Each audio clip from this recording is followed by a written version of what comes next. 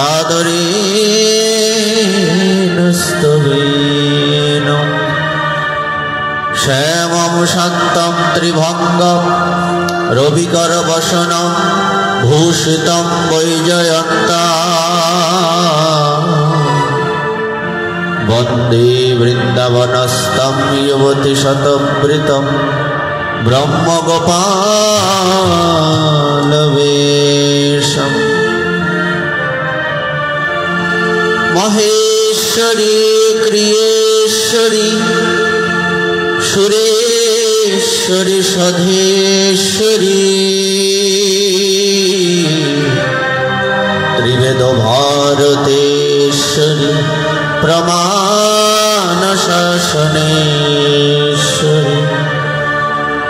रमेश्वरी खमेश्वरी प्रमोद काननेश्वरी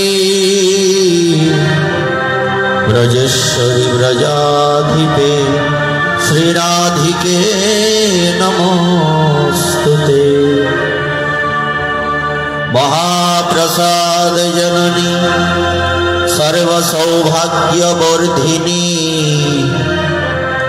आदिव्यधिहरा नित्यं तुलसीत्वं नमोस्तुते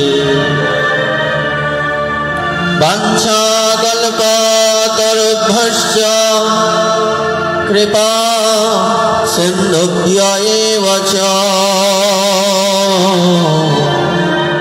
पतितानां पावनेभ्यो वैष्णवेभ्यो नमो नमः।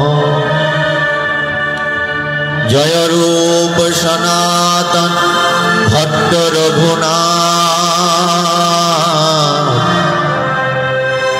श्रीजीव गोपाल भट्ट दास रघुनाथ এই ছয় গোসাইয়ের করি চরণ বন্দন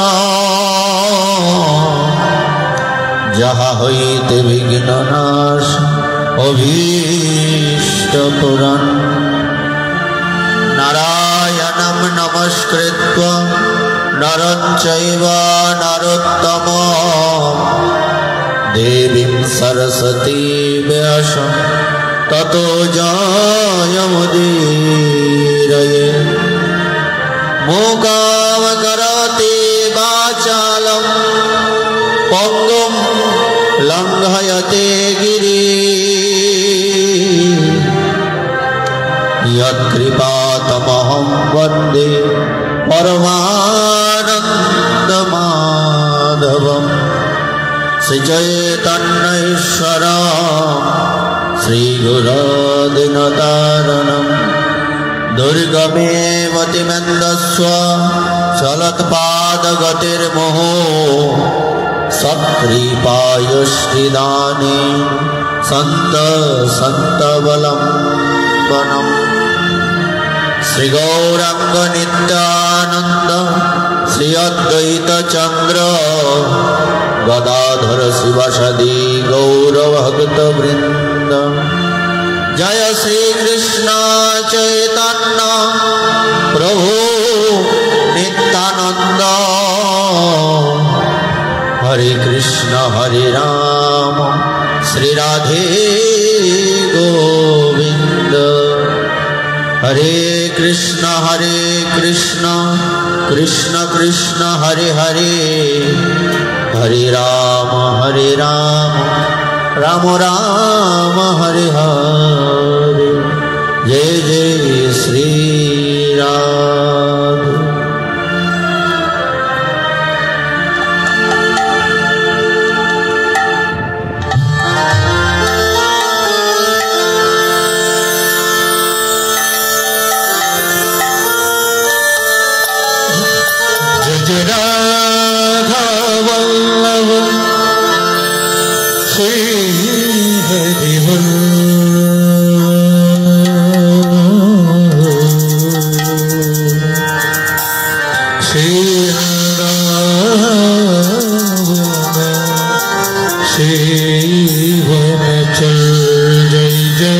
राधा वल्लभ श्री हरि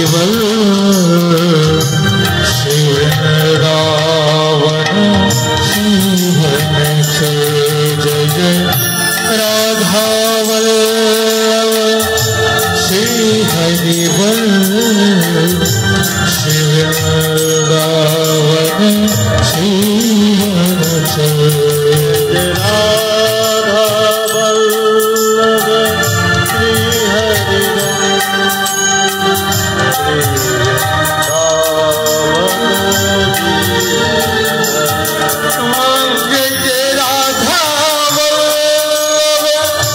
श्री हरि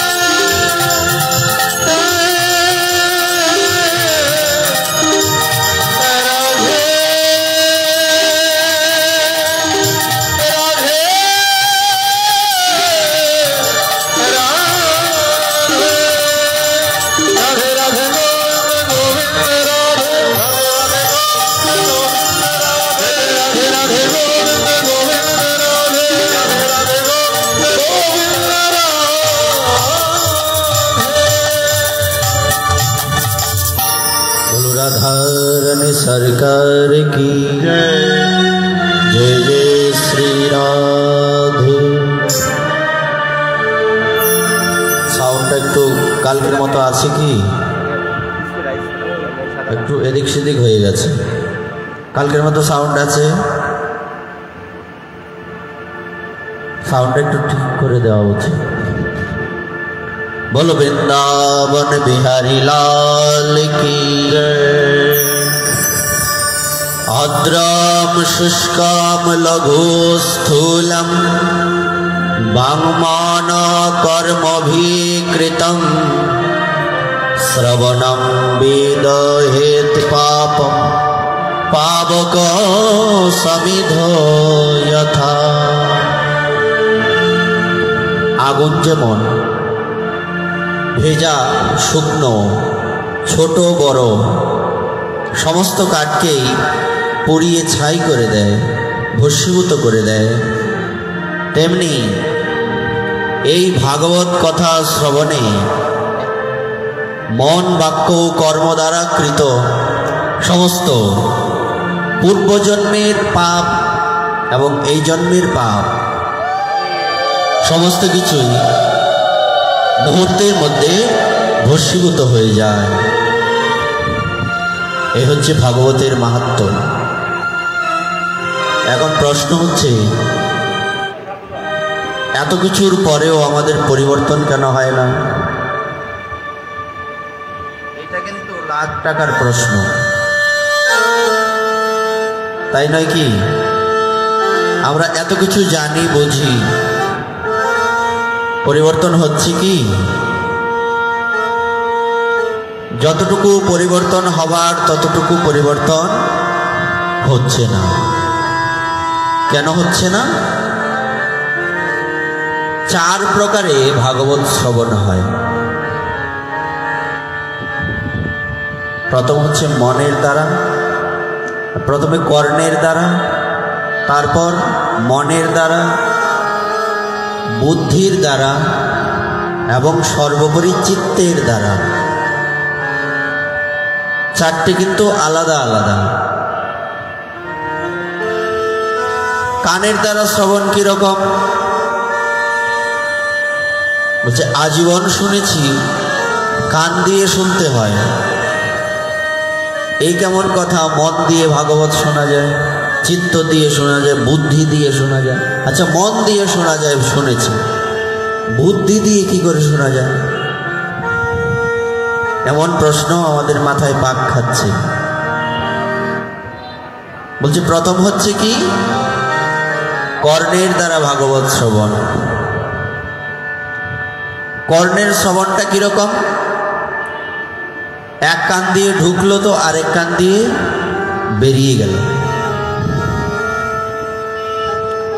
আবার শ্রী গুরুদেব একটা দৃষ্টান্ত দিতেন। দুটো মূর্তি বানিয়েছে এক মূর্তিকার। একটা মূর্তির দাম 10,000 টাকা, তো আরেকটা মূর্তির দাম লাখ টাকা। দুটো দেখতে একই রকম। এখন সে মূর্তিকারকে রাজা জিজ্ঞাসা করছেন, এই বৈষম্য কেন? আমি তো দুটোর মধ্যে কোনো পার্থক্য বা ফারাক দেখতে পাচ্ছি না, তো এত ব্যবধান কেন? মূর্তিকার বলছেন, মহারাজ, এ সকলে বুঝতে পারবে না, বুদ্ধিমান ব্যক্তি বুঝতে পারবে। তো আপনার যদি মনে সন্দেহ থাকে, আপনার তো অনেক মন্ত্রী রয়েছেন, আরও কত পরামর্শদাতা রয়েছেন, অমাত্যগণ রয়েছেন, তাদেরকে নিয়ে আসুন, পরীক্ষা করুন যে কেন এটার দাম লাখ টাকা আর কেন এটার দাম 10,000 টাকা। তা একজন এলেন, মহারাজ নিয়ে এসছেন। দেখা গেল 10,000 টাকা যে মূর্তিটা, সেটার কান দিয়ে একটা সুতো ঢুকিয়ে দেওয়া হয়েছে। এই সুতোটা এফোর ওপর হয়ে গেছে, এই কান দিয়ে ও কান ঢুকে ও কান দিয়ে বেরিয়ে গেছে। তো সেই বুদ্ধিমান ব্যক্তি বলছেন এটার দাম 10,000 টাকা। আর আরেকটা যখন কানের মধ্যে ঢুকিয়েছেন সেটা ওদিক থেকে এফোর হয়নি, এটা ভিতরে চলে গেছে সুতাটা, বলছে এটার দাম লাখ টাকা। অর্থাৎ কান দিয়ে শ্রবণটা কিরকম? মনোরঞ্জন। কিছু মনে করবেন না, আমরা যেরকম ভাগবত বর্তমানে করছি, পরিবেশ পরিস্থিতি আমাদের এরকম বাধ্য করেছে। এমন ভাগবত কিন্তু শুকদেব প্রভু করেননি। করেছিলেন? আপনারাই বলুন। শুকদেব প্রভু কয়টা ইনস্ট্রুমেন্ট নিয়ে বসেছিলেন? এরকম কিন্তু উনি করেননি। তো এখন হচ্ছে কেন? পরিবেশ পরিস্থিতি এমন হয়ে গেছে, এমন করতে হচ্ছে। কেন? নর্মাল কথা বললে অনেকে আসে না, হয়তো যদি একটু সাথে তামাশা লাগানো যায়, আমি তামাশাই বলছি, তো অনেক ভক্ত হয়। অন্তত যেভাবেই হোক কানে তো ঢুকো। শ্রবণম মঙ্গলম শ্রীমদাততম ভুবি গৃণন্তি তে ভুরিদা জনা। শ্রবণ তো হোক, কিন্তু এই শ্রবণে কোনোদিন পাপের গ্রন্থি ছেদন হবে না। ভাগবত কিভাবে, কখন, কোথায়, কার থেকে শুনতে হয়? অনেকগুলি প্রশ্ন এসছে। ভাগবত বাজারে হয় না, ভাগবত নিরিবিলি, নির্জনে, নিবৃতে। প্রেমের কথা কি আর বাজারে বসে হয়? প্রেমের কথা তো নিবৃতে বসেই করতে হয়।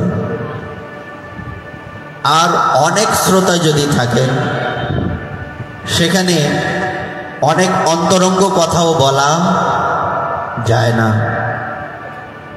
শ্রোতার বা শ্রোতাদের মানসিকতার উপর নির্ভর করে স্থানকাল পাত্র ভেদে ভাগবতের পরিবর্তন হয়।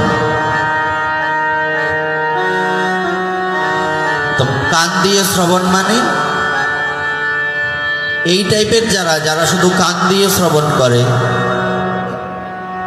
তারা আসে ভাগবতে। কেন না? ভাগবতে দুটো একটা গল্প বলা হয়, হাস্যরস হয়, দু একটা কীর্তন হয়, ইনস্ট্রুমেন্ট বাজে। এই টাইপের যারা শ্রোতা, এনারা কান দিয়ে শোনেন। এই হলো প্রথম। দ্বিতীয় হচ্ছে মন দিয়ে শ্রবণ। মন দিয়ে যারা শ্রবণ করেন, আচ্ছা মন দিয়ে শ্রবণ করা এর উপরেও কিছু হতে পারে? বলছে আছে। তো মন দিয়ে শ্রবণটা কিরকম? মনের শ্রবণটা হচ্ছে কান দিয়ে ঢুকে মনের মধ্যে কথাটা গেছে, কিন্তু স্থায়ী হয়নি, থাকেনি। অর্থাৎ উপলব্ধি হয়নি, মনে গেছে। প্রথম তো কান দিয়ে চলে গেল, এটা এক স্টেপ। দ্বিতীয় ধাপটা কি হলো? কান দিয়ে গিয়ে মনে ঢুকেছে, কিন্তু সেখানে স্থায়ী হয়নি। অর্থাৎ যা শুনেছি এখানেই হজম, এখান থেকে বেরিয়ে গেলে আমি আগের মতোই আছি। ইনারা হচ্ছেন মন দিয়েও শ্রবণ করেন। তারপর বলছেন বুদ্ধি দিয়ে শ্রবণ। বুদ্ধি দিয়ে শ্রবণ করলে কি হয়? অর্থাৎ যা আমি কান দিয়ে শুনেছি তা মনে গেছে, মনে যা গেছে তা আমি বুদ্ধি দ্বারা বিচার করছি। কিন্তু দেখা যায় কি, কিছু সময় পরে এটাও আর সংসারের জাতা কইলে পরে থাকে না। এটা হচ্ছে বুদ্ধির দ্বারা শ্রবণ। এটাও ক্ষণস্থায়ী। তারপর কি বলা হয়েছে? চিত্তের দ্বারা শ্রবণ। চিত্তের দ্বারা শ্রবণ বলতে চিত্ত আর মন তো আমরা একই জানি, তাই না? মনের একটা প্রতিশব্দ হচ্ছে চিত্ত। তাহলে মন আর চিত্তের মধ্যে ব্যবধান কি হচ্ছে? ওই যে বললাম মনটা কি, মনের কাজ কি? মনের দুটো কাজ, সংকল্প আর বিকল্প। অর্থাৎ যা শ্রবণ করেছি তা আমি এই দুটো নিয়মের মধ্যে বেঁধে রাখবো, হয় সংকল্প নয় বিকল্প। একটার পর একটা ভাবতেই থাকে, একবার সংকল্প আসে একবার বিকল্প আসে। আর চিত্তের দ্বারা শ্রবণে কি হয়, ওটা হৃদয়ের মধ্যে একদম গেঁথে থাকে। যে শ্রবণটা ধুন্ধুকারী করেছিল, জিজ্ঞেস করা হয়েছিল না গোকর্ণ মহারাজকে, সমস্ত শ্রোতৃমণ্ডলী জিজ্ঞাসা করছেন এই কেমন বৈষম্য, নামে বৈষম্য বিরোধী আন্দোলন, আরামসে বৈষম্য ডবল হয়ে গেছে, এই কেমন বৈষম্য? বলছি কিরকম? যে ধুন্ধুকারী তো একলা ভাগবত শ্রবণ করেনি, আমরাও তো শুনেছি, তো আমাদের জন্য রথ এলো না, একলা ধুন্ধুকারীর জন্য রথ এলো, কারণটা কি? কথাটা গুরুত্বপূর্ণ না? এই প্রশ্ন কি শ্রোতৃমণ্ডলীর করার এখতিয়ার আছে না? তারা কি বলতে পারে না এই কথা? অবশ্যই বলতে পারে। তখন গোকর্ণ মহারাজ প্রসঙ্গক্রমে একটা কথা বলেছিলেন, অদ্রিরম চ হতম জ্ঞানম প্রমাদেন হতম শ্রুতম সংদিগ্ধ হি হত মন্ত্র ব্যগ্রচিত্ত হত জপঃ। এখানে কি বলা হয়েছে? এই কথাটা ভগবান বৈকুণ্ঠনাথের যে পার্শ্ববৃন্দ ওনারা বলেছিলেন। কি বলছেন? যে জ্ঞান দৃঢ় হয় না তা ব্যর্থ হয়ে যায়। ওই যে বললাম মন দিয়ে শ্রবণটা কিন্তু দৃঢ় হচ্ছে না, এটা আসছে যাচ্ছে আসছে যাচ্ছে। কিরকম? দুধ জাল করছেন, মাঝে মধ্যে এমন হয় না দুধের মধ্যে কালো বা যে কোনো একটা বর্ণের ছোট্ট একটা কিছু পড়ে গেছে, তুলতে গেলে লুকিয়ে পড়ছে, হয়তো হাতার মধ্যে লেগে বেরিয়ে এসছে, কিন্তু কিছুক্ষণ পর আবার দেখা যাচ্ছে ওখানেই রয়ে গেছে, হয় না? মন দিয়ে শ্রবণটা এরকম, মনের মধ্যে সব আবর্জনা ভর্তি, এর মধ্যে কিঞ্চিত দেখা যায়। আবার যখন একটু এটা নিয়ে গবেষণা করা হয় তখনই মাথার মধ্যে একটা কেমন একটা ভাব চলে আসে, একটু চাপ চলে আসে, আর থাক যতটুকু করেছি করেছি, আজকে আর নয়। আবার সেই আগের মতো হয়ে গেল। ওই যে 40 আর 60, 40টা চাপা পড়ে গেল আর 60%টা উপরে চলে গেল। তারপর কি বলছে? সেই রূপ মনোযোগ না দিলে শ্রবণের ফল নষ্ট হয়। শব্দটা হচ্ছে মনোযোগ। মন দিয়ে শ্রবণ করলে মনোযোগ হয় না, চিত্তের দ্বারা শ্রবণ করলে মনোযোগ। মনের সাথে কি যুক্ত হয়েছে? যোগ, বিয়োগ নয়। মনে মনে যখন আমরা শুনছি তখন কি হচ্ছে? সংকল্প আসছে, বিকল্প আসছে, একটা পজিটিভ নেগেটিভ ভাবনা চলে আসছে। কিন্তু যখনই চিত্তের দ্বারা শ্রবণ করছি তখন মনের সাথে যে যুক্ত হয়ে গেল, এটা ব্রহ্মের লেখার মতো হয়ে গেল, ব্রহ্মবাক্যের মতো হয়ে গেল, স্থায়ী হয়ে যাবে। আবার বলছেন সন্দেহ থাকলে মন্ত্রের কোনো ফল হয় না। কোনো মন্ত্রের প্রতি যদি আপনার সন্দেহ থাকে তাহলে সেই মন্ত্র আপনার কোনো কাজে আসবে না। সারা দিন জপ করলে, সারা বছর, কয়েকশো বছর জপ করলেও কোনো লাভ হবে না। আর চিত্তের চাঞ্চল্য থাকলে জপেরও কোনো ফল হয় না। একটা মন্ত্র পেয়েছি, আর কি মন্ত্র? ছোট একটা মন্ত্র, এর মধ্যে কি আছে? এরকম ভাবনা যখন চলে এলো, সন্দেহ চলে এসছে মন্ত্রের মধ্যে। আর চিত্ত যখন চঞ্চল হয়ে যায় তখন এই যে হরিনাম করছি, হরে কৃষ্ণ কালকে বলছিলাম, তখন এই জপের ফল হবে না। তো এইরকম তোমরাই না বলো যে হরিনাম যে কোনো যেন তেন প্রকারেণ হোক না। হোক না মানে কি? জোড়াতালির ব্যাপার। জোড়াতালি আর কত টিকবে? একটা দৃষ্টান্ত দেওয়া হচ্ছে, আমাদের শ্রী গুরুদেব বলতেন। দৃষ্টান্তটা এরকম, এক গ্রামের মধ্যে কীর্তন হচ্ছে, হরিনাম যজ্ঞ হয় না, তো কীর্তনের মধ্যে একটা দল এমন এসেছে, তারা এত সুন্দর কীর্তন করেছে,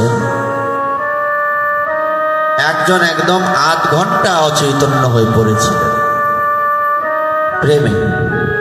তো পাশের গ্রামের কমিটি বলছে যে এদের কীর্তনের খুব নাম হয়েছে, তো আমাদের কীর্তনেরও এর থেকে ডবল নাম হওয়া চাই,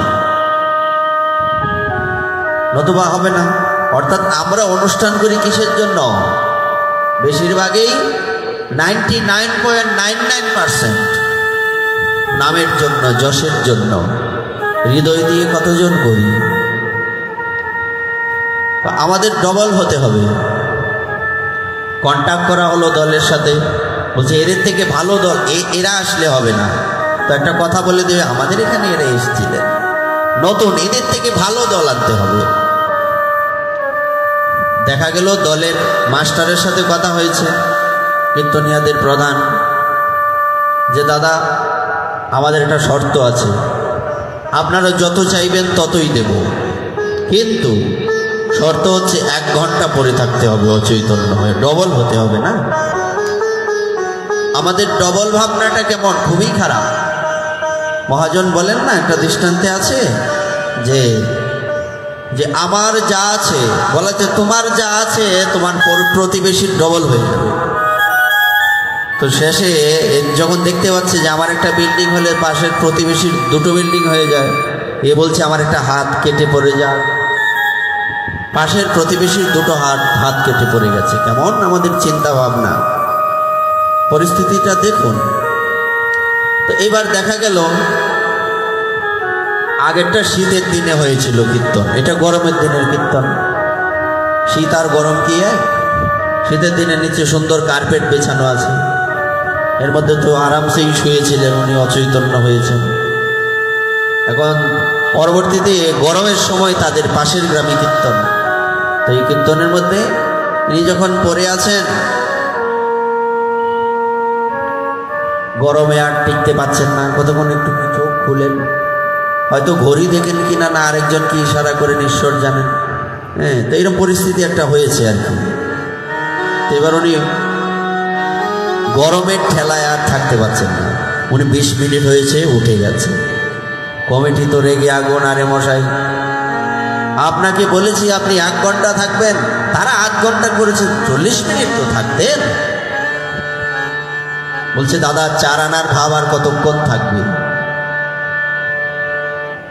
বিষয়টা হচ্ছে আমাদের যে ভাব সেটা হচ্ছে 4 আনার ভাব, এটা বেশিক্ষণ টিকবে না। এটা হচ্ছে মনের দ্বারা শ্রবণ। আর যে শ্রবণটা সখিরে কেবা শোনাইল শ্যামনাম, কানের ভেতরে গিয়ে মরমে বসিল রে, আকুল করিল মোর প্রাণ। সখী, আমি একবার শুধু তাকে দেখেছি, কে কি বলবে আমার জানা নেই, কিন্তু আমার কি মনে হচ্ছে জানিস?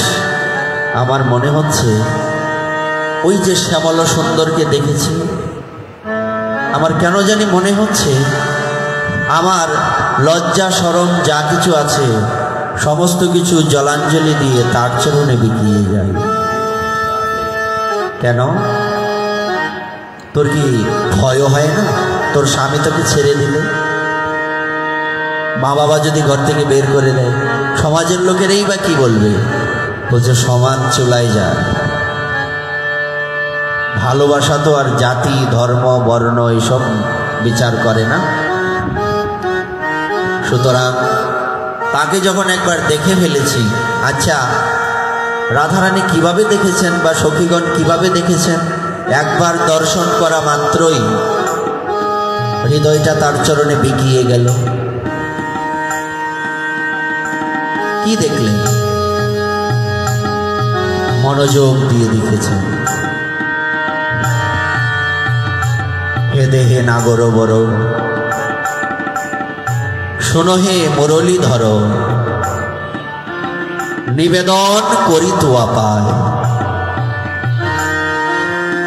ও চরণ নখর মণি, চেবা চাঁদের গাঁথনি, ভালো শোভে আমার গলা। রাধারানী বলছেন, বাবা একটু গ্রন্থটা দিন। রাধে রাধে। মণি যেন চাঁদেরও গাঁথনি, ভালো শোভে আমারও গলায়।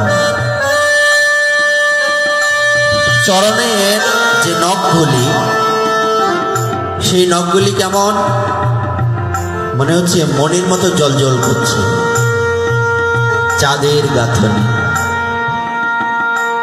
কখনো কখনো আমার মনে হয় এই চরণ যদি আমার গলার মধ্যে বেঁধে রাখতে পারতাম, বুকের মধ্যে রাখতে পারতাম।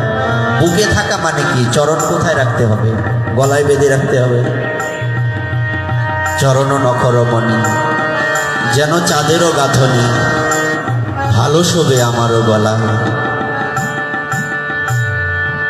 শ্রীদাম সুদাম সঙ্গে যখন বনে যাও রঙ্গে, তখন আমি দুয়ারে দাঁড়াই।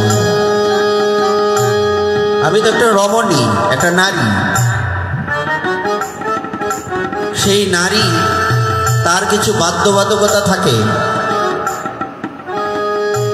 সে ইচ্ছে করলে সব জায়গায় যেতে পারে না, ইচ্ছে করলেই সব কিছু করতে পারে না। কিন্তু আমার মনকে তো আমি বেঁধে রাখতে পারছি না।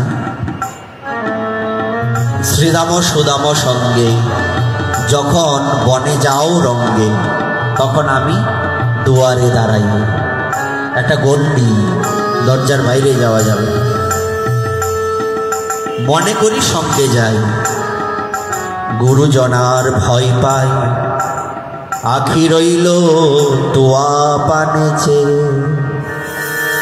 মনটা তো চায় তোমার পিছনে পিছনে চলে যায়, কিন্তু ভয়টা কোথায়? শাশুড়ি ননদীর ভয়, গুরুজনদের ভয়, মান্যবরদের ভয়, সমাজের ভয়। কিন্তু জানো গোবিন্দ, আমি না আমার এই চোখ দুটোকে ওই যে তোমার দিকে একবার লেগে গেছে, ওখান থেকে সরিয়ে আনতে পারছি না। আখি রইল তোয়া পানেছে। তুমি তো চলে গেছো, আমি অনেকক্ষণ ঠাই দাঁড়িয়ে আছি দরজার সামনে। কেউ হয়তো এসে ধাক্কা দিয়েছে, আরে কি করছিস দাঁড়িয়ে? ও কি জানি, বলতে পারছি না। কিন্তু ওই যে দেখেছিলাম, ওটা চোখ থেকে সরছে না। চাই নবীন মেঘ পানে। আমি তো কাজ করে যাচ্ছি, সংসারের গৃহস্থালী কাজ করতে করতে কখনো কখনো চোখটা কি আকাশের দিকে চলে যায় না? নতুন মেঘ আকাশের মধ্যে, চাই নবীন মেঘ পানে, তোয়া বধূ পরে মনে। আহা, আমি যখন সেই মেঘের দিকে তাকাই, তোমার তো বর্ণটা মেঘ বর্ণ, তোমার কথা মনে পড়ে। শ্রীমতী কি করতেন? তমালকে জড়িয়ে ধরতেন কৃষ্ণ বলে। একই ভাবতো মহাপ্রভুরও। উনি কৃষ্ণ বলে যমুনায় ঝাঁপ দিতেন। চাই নবীন মেঘ পানে, তোয়া বধূ পরে মনে, এলাইলে কেশ নাহি বাঁধি। চুলটা কখন খুলে গেছে, চুল তো ছাড়া রাখতে নাই, রাখা উচিত নয় পারতপক্ষে। এলাইলে কেশ নাহি বাঁধি, রন্ধনশালাতে যায় তোয়া বধূ গুণ গায়, ধোয়ার ছলনা করি কান্দে। রান্না করতে বসেছি, মন কিন্তু তোমার থেকে দূরে যাচ্ছে না। শুকনো লাকড়ি দিয়েছি, ভাবছি যদি কেউ আমার চোখে জল দেখে নানান কথা বলবে, সন্দেহ করবে, কত কিছু প্রশ্ন করবে গোয়েন্দার মতো। সুতরাং কান্নাটাকে আটকানো উচিত। এ তো সম্ভব হচ্ছে না, কান্নাটা কিন্তু আটকানো যাচ্ছে না। চিন্তা করলাম একটা বুদ্ধি তো বের করতে হবে, মন খুলে তো একটু তার জন্য কাঁদতে হবে, তবে না মনের যে বিরহ জ্বালা সেটা কিছুটা হলেও, কিঞ্চিত হলেও উপশমিত হবে।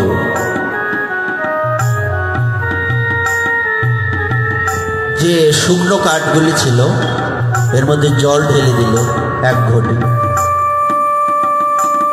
কিংবা চুলার মধ্যে এক গ্লাস জলেই ঢেলে দিল। এত সুন্দর দাউ দাউ করে জ্বলছিল আগুনটা, নিভে গেল না, হালকা হালকা জ্বলছে। এবার ধোঁয়া উঠছে, চোখে যখন ধোঁয়া লাগে তখন কি চোখে জল আসে না, চোখ লাল হয়ে ফুলে ওঠে না? আমি কাঁদছি তোমার জন্য, কিন্তু দেখো আমার কত দুর্ভাগ্য, আমি একটু মন দিয়ে কাঁদতেও পারি না। চতুর্দিকে আমার একটা বাধ্যবাধকতা, আমাকে সব আঁকড়ে ধরে আছে, সংসার আমাকে ছাড়ছে না। দিন যাচ্ছে, সংসারের বন্ধন শুধু বেড়েই চলেছে, বেড়েই চলেছে, এত বেড়ে চলেছে।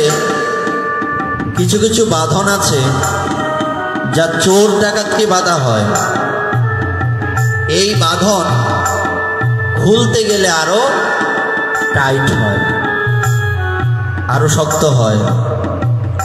সংসারের বাঁধনটা এরকম। যেমন যদি কেউ কোনো পাকের মধ্যে পড়ে যায় বা চোরাবালিতে ফেসে যায়, ওখানে সে যত চেষ্টা করবে ওখান থেকে বেরিয়ে আসতে, তত তাড়াতাড়ি সে ডুবে যাবে। তাহলে কি চেষ্টা করব না সংসার রূপী পাক থেকে বের হবার? চেষ্টা করব, কিন্তু আমি চেষ্টা করছি এই ভাবনাটা থাকবে না। চেষ্টা করব, মনে কি ভাবনা থাকবে? আমি চেষ্টা করে তোমাকে পাবো কি? ভগবান কি এত তাড়াতাড়ি পাওয়া যায়? আর ভগবান কি বললেই চলে আসে? তাকে পেতে গেলে অনেক কাঠ খড় পুড়োতে হয়। আমি তপস্যা করে তোমাকে পাবো, এটা তো করি না, এই ভাবনা তো আমার নেই। গজেন্দ্র যখন কুমিরের চক্করে ফেসে গেল, তখন সেই গজেন্দ্র অনেক চেষ্টা করেছে না নিজেকে বাঁচানোর। তার যত আত্মীয় স্বজন আছে, মানুষের যেমন আত্মীয় স্বজন রয়েছে, তেমনি তো পশু পাখিদেরও রয়েছে, স্ত্রী পুত্র পরিজন। তারা অনেক চেষ্টা করেছে, অনেক কেঁদেছে, কিন্তু কতদিন? তারা ভাবছে আমরা সবাই মিলে চেষ্টা করলাম, তাও যেহেতু ওনাকে বাইরে আনতে পারিনি, সুতরাং আমাদের দ্বারা আর হবে না। একজনের জন্য আমরা আমাদের সবার জীবন কেন নষ্ট করব? এই কথাটা হচ্ছে জীবনের সবচেয়ে অপ্রিয় বাস্তব সত্যি। সবাই চলে গেছে, শুনশান নীরবতা। নিজের তো শক্তি ক্ষীণ হয়ে যাচ্ছে, পাশাপাশি আশেপাশে আত্মীয় পরিজন থাকাতে যে একটা বল পাওয়া যায় শরীরে মনে, সেটা নষ্ট হয়ে গেল। আর ভগবানেরও এইরকম লীলা ভক্তকে উদ্ধার করার জন্যই। কেননা ভগবান কি চান? আমার ভক্ত কেবলমাত্র আমাকেই আশ্রয় করবে। মনটা সব জায়গায় দিলে তো হবে না। একজন সতী রমণী পতি কয়জন? একজন। তেমনি যিনি আমার ভক্ত তিনি কেবল আমাকেই ডাকবেন, তিনি কেবল আমার চরণেই আশ্রয় নেবেন, যার তার চরণে আশ্রয় নেবেন না। আমাকেও মনটা দিল, আবার আরেকজনকে একটু পরে দিয়ে দিল, এ তো হবে না, এটা তো হবে না। যখন চতুর্দিকে শুনশান নীরবতা, আচ্ছা কখন ভগবানের কথা মনে হয়? কখন? দুঃখ এলে, যখন কেউ থাকে না। চতুর্দিকে যখন তাকিয়ে দেখা গেল কেউ নাই, আমার কেউ নাই। সোনার তরী কবিতা নিশ্চয়ই অনেকে পড়েছেন। এই সংসার আপনার অনেক কিছুই গ্রহণ করবে, আপনার অনেক কিছুই গ্রহণ করবে, আপনার কর্ম, আপনার পরিশ্রমের ফসল সব গ্রহণ করবে, কিন্তু আপনাকে নেবে না। নেবে কি?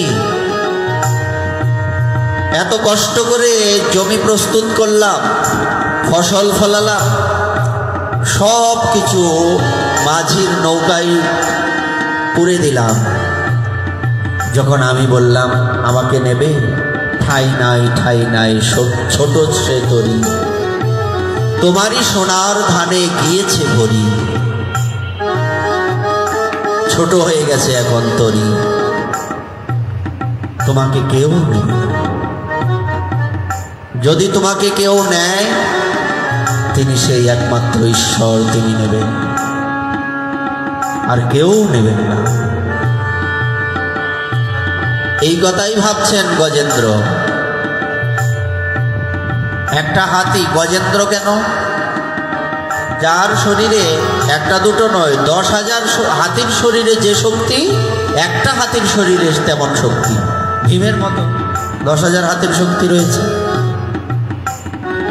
এই এত বড় হাতিটা সে বেরিয়ে আসতে পারছে না জলের থেকে, শক্তি ক্ষীণ হয়ে গেল, মনের বল নষ্ট হয়ে গেল, চতুর্দিকে কেউ নাই, সবাই চলে গেল।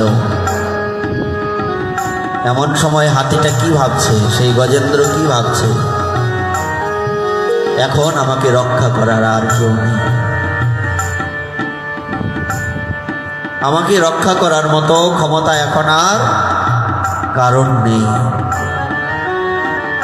একজন রয়েছেন, কিন্তু কোন মুখে তার কাছে যাব?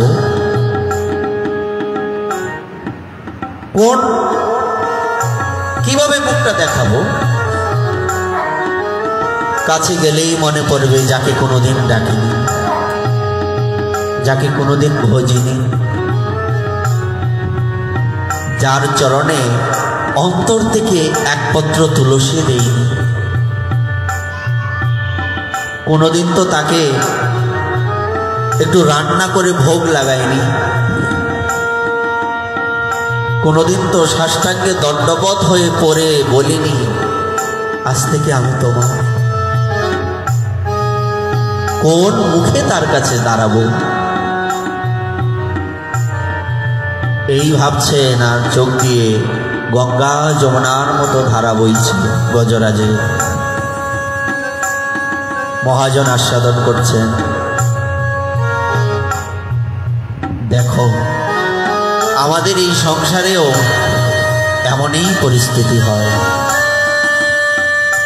আচ্ছা বলুন তো, চতুর্দিকে পূর্ব ব্যক্তিদেরকে আমরা দেখিনি বা দেখছি না? সংসারে তা কার কেমন ভালোবাসা প্রাপ্তি হচ্ছে? যুধিষ্ঠির মহারাজকে যেমন প্রশ্ন করা হলো, এই পৃথিবীর সবচেয়ে আশ্চর্য কি? উনি বললেন মৃত্যু। বলছে এর থেকেও আশ্চর্য আছে। বলছে কি আশ্চর্য? আমরা জানি সবাই মরব, আমরা জানি সবার অবস্থা এক সময় আমার পাশের বাড়ির বুড়ো লোকটার মতো হবে, 3 মাথা হয়ে যাবে, 2 হাঁটু আর একটা মাথা একসাথে হয়ে যাচ্ছে, দাঁত পড়ে যাবে, চুল পেকে যাবে, শরীর কাঁপবে। তারপরেও আমরা মৃত্যুকে ভয় পাই না, তারপরেও আমরা ভগবানের ভজনা করি না। এর থেকে বড় আশ্চর্য পৃথিবীতে আর কিছু হতে পারে না। তোমার আমারও এমনই হবে, চিন্তা করো না। বেশি দিন আর নেই। গজরাজ এরকম ভাবে ভাবছেন আর কাঁদছেন, আবার এটাও ভাবছেন শুনেছি ইনি নাকি করুণাময়, এও শুনেছি ইনি যাকে যে ওনাকে ডাকেন সেও পান, যে ডাকেন না তার প্রতিও ওনার সমান ভাব।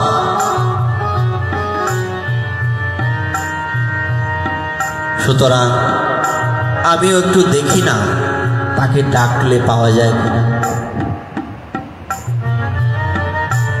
সে ভাবছে আমি যদি আজকে মানুষ হতাম,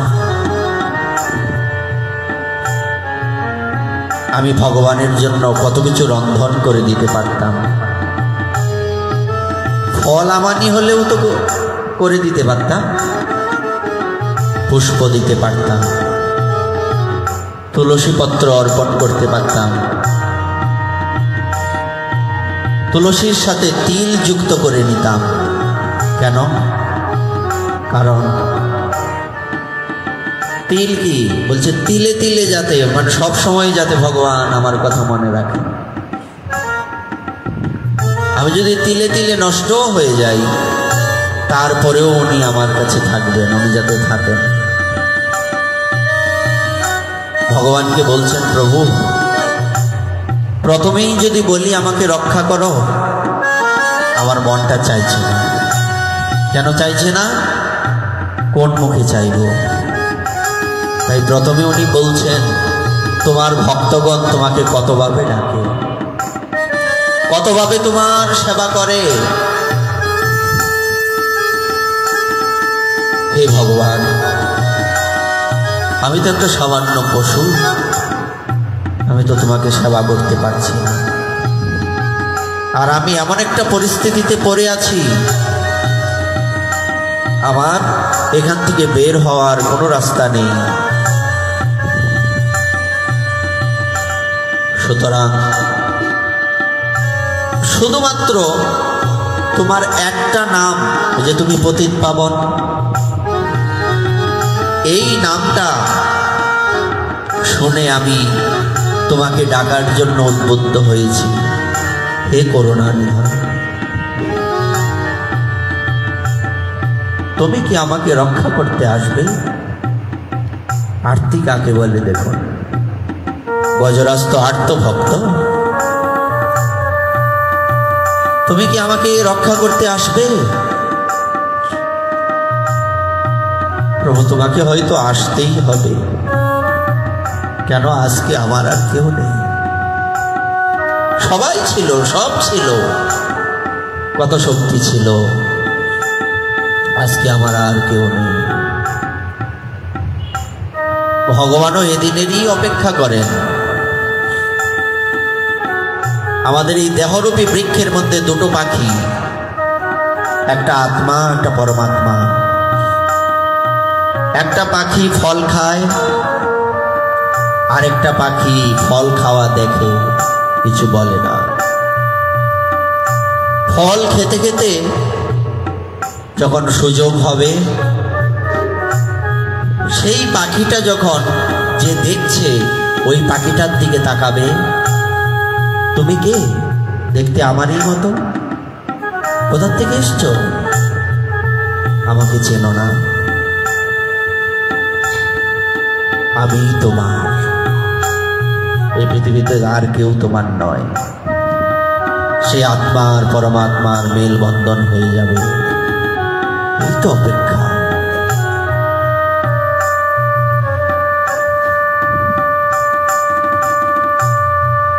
বৃত্রাসুর প্রার্থনা করছেন না, প্রভু কোন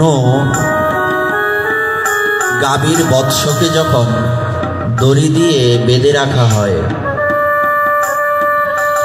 তখন কি হয়? তখন সে অপেক্ষা করে দড়ির বাঁধন কখন খুলে যাবে, তার খিদে না পেটে মাতৃদুগ্ধ পান করবে। ক্ষুধার্ত রজ্জুবদ্ধ গোবৎস যেমন কখন মাতৃদুগ্ধ পান করবে সেই আশায় বসে থাকে, আমিও বসে আছি প্রভু, কখন আমি তোমাকে পাবো। কোন কথা বললেন?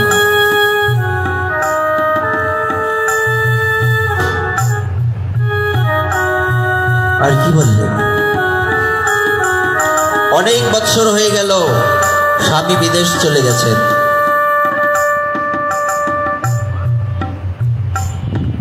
আসছেন না।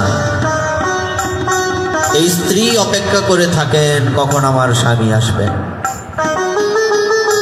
তুমি তো জগৎ স্বামী, আমি তো তোমার দাসী, আমি তো তোমার দাস, আমি অপেক্ষা করে আছি প্রভু কখন তুমি আসবে। তিনি ইন্দ্রদেবকে বলছেন, দেবরাজ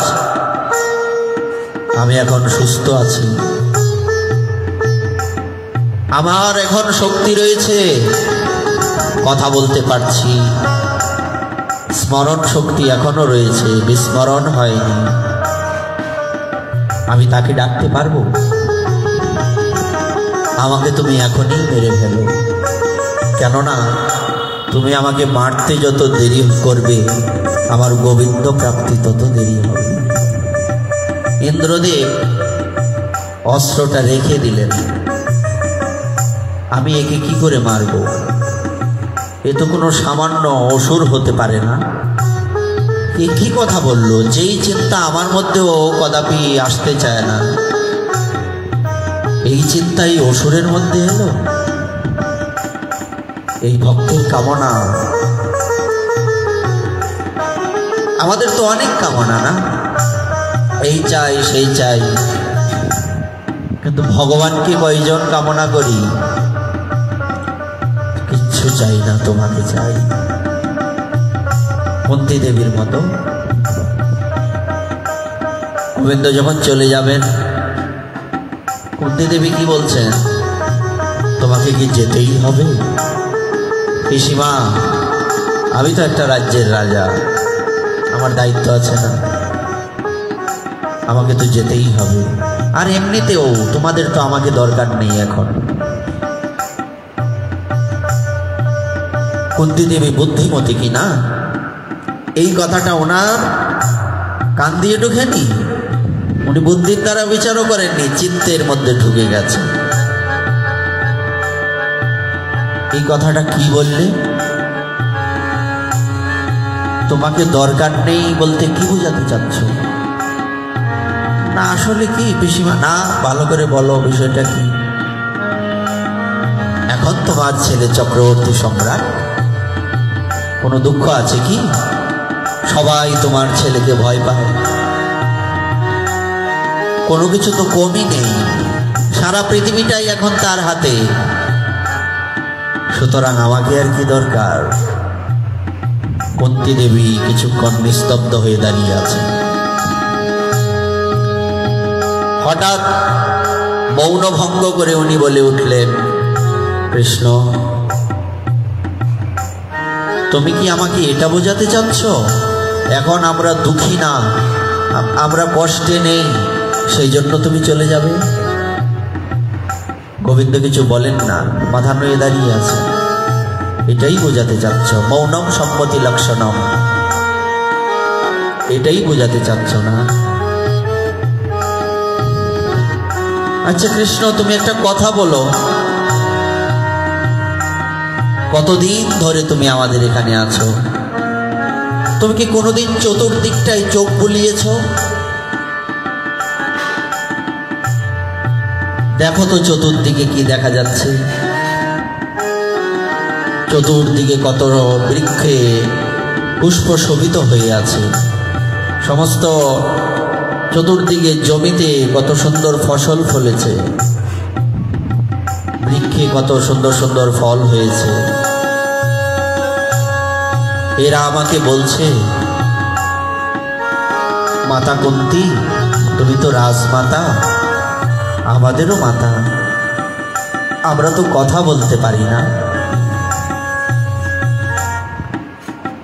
আমাদের হয়ে একটা প্রার্থনা কি গোবিন্দের চরণে নিবেদন করবে? আমি জিজ্ঞাসা করলাম, কি প্রার্থনা? আমার এরকম অনুভূতি হচ্ছে বৃক্ষগুলিও যেন আমাকে বলছে, আমরা অপেক্ষায় আছি, আমাদের ফসল, আমাদের ফল, আমাদের পুষ্প গোবিন্দ সবাই লাগবে বলে। আমরা তো ইচ্ছে করে যেতে পারি না, আমাদের তো সেই শক্তি উনি দেন। তুমি তো পারবে, তুমি আমাদের হয়ে তার কাছে একটু প্রার্থনা জানাও না। কৃষ্ণ, চতুর্দিকে দেখো তো, আমি তো তাদেরকে কথা দিয়েছি, এই পুষ্প, এই ফল, এই ফসল সব তোমার সেবায় লাগবে, আমার মুখটা থাকবে না। আচ্ছা, তাদের কথা বাদ দিলাম, চতুর্দিকে তুমি কত হাঁটা চলা করে বেড়াও, সব জায়গাতে তোমার চরণ চিহ্ন পড়ে আছে। এই যে চরণ চিহ্ন পড়ে আছে, এটা দেখে তোমার বিরহে আমি বেঁচে থাকতে পারবো তো? আচ্ছা, মানলাম তুমি রাজা, হ্যাঁ, আমার জন্যই তো তুমি একা নও, তুমি সারা জগতে, কিন্তু অনেক করেছো আমার জন্য, আমাদের জন্য অনেক করেছো। আমাদেরকে পুড়িয়ে মারার চেষ্টা করা হয়েছিল, বাঁচিয়েছো। আমার ছেলে ভীমকে বিষ খাইয়ে মারার চেষ্টা করা হয়েছিল, বাঁচিয়েছো। এত বড় কুরুক্ষেত্রের যুদ্ধের থেকে বাঁচিয়েছো। বড় বড় বাঘা বাঘা যোদ্ধাদের সামনে আমার ছেলেরা বিজয় প্রাপ্ত করেছে শুধু তোমার জন্য। তোমার কাছে যদি বলি আমরা ঋণী, তোমাকে অপমান করা হবে, বলবো না। কারণ তুমি যা করছো, আমাদের জন্য যা করেছো, তার বরাবর কিছু হতে পারে না। শেষ একটা ইচ্ছা আমার, আমি তোমার কাছে চাইবো, আর কোনোদিন কিচ্ছু চাইবো না, কিচ্ছু চাইবো না। শেষ একটা ইচ্ছে পূর্ণ করবে। পিসিমা, কি চাও? শাড়ির আঁচলটা গোবিন্দের দিকে এগিয়ে দিয়েছেন, বাড়িয়ে দিয়ে বলছেন, দে বাবা, আমার আগের দিনগুলি ফিরিয়ে দিই। কি পিসিমা, বুড়োকালে তোমার বিমূর্তি হয়েছে, তুমি এখন কিছু স্মরণ রাখতে পারো না, উল্টো পাল্টা বকছো? বলছে, না কানাই, যে তোমার চরণে আছে, তোমার স্মরণে আছে, তার মাথা ঠিক থাকে। তো কি চাইছো? এটা আগের দিন ফিরিয়ে দেব? এত কষ্ট করে তোমরা এই পর্যন্ত এসেছো, আবার আগের দিন চাও? যে তুমি না বললে আমরা দুঃখী নই, তাই তুমি চলে যাবে। দুঃখী থাকলে তুমি থাকতে, তাই না? কি করব আমি রাজ্য দিয়ে? এই চক্রবর্তী সম্রাট হয়ে আমার ছেলেরই বা কি হবে? অনন্ত কোটি বিশ্ব ব্রহ্মাণ্ড যদি আমার হাতের মুঠের মধ্যে তুমি দিয়ে দাও, আর আরেক দিকে তুমি থাকো, আমি তোমাকেই নেব। কেন? তুমি ভিন্ন, আমার তো আর কোনো গতি নেই। তুমিই তো আমার সবকিছু। তেমনি করে গজরাজ প্রার্থনা করতে লাগলেন।